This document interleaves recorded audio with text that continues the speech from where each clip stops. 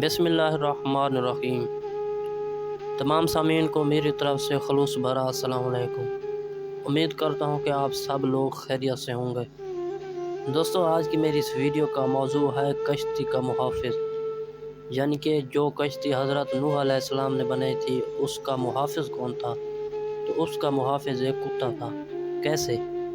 जिस वक्त हज़रत नूह अलैहिस्सलाम हुक्म खुदा से कश्ती बनाने में मशगूल थे तो मुशरिकीन रात के अंधेरे में आते और कश्ती का जो हिस्सा बना होता इसे तोड़ फोड़ कर दौड़ जाते।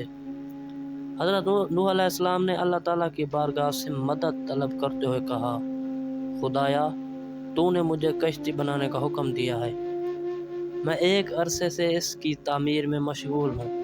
जो कुछ बनाता हूँ दुश्मन रात के वक्त आकर इसे तोड़ फोड़ जाते हैं। मेरा ये काम कब तक ख़त्म होगा? खुदावंद मुतआल ने हज़रत नूह अलैहिस्सलाम पर वही नाज़िल की कि इस कश्ती की हिफाजत के लिए एक कुत्ता रखो। उन्होंने हुक्म खुदा के मुताबिक कश्ती की हिफाजत के लिए एक कुत्ता रखा। हज़रत नूह अलैहिस्सलाम दिन में कश्ती बनाने में मशगूल रहते और रात में सोते। जब दुश्मन रात के वक्त कश्ती को ख़राब करने के लिए आते तो वो कुत्ता इन लोगों को देखकर ज़ोर ज़ोर से भौंकता। लिहाजा हज़रत नूह अलैहिस्सलाम नींद से बेदार हो जाते और बेलचे से दुश्मन पर हमला आवर होते और इन्हें वहाँ से दौड़ा देते। आप अलैहिस्सलाम कश्ती की तकमील तक मुसलसल इस बात पर अमल पैरा रहे।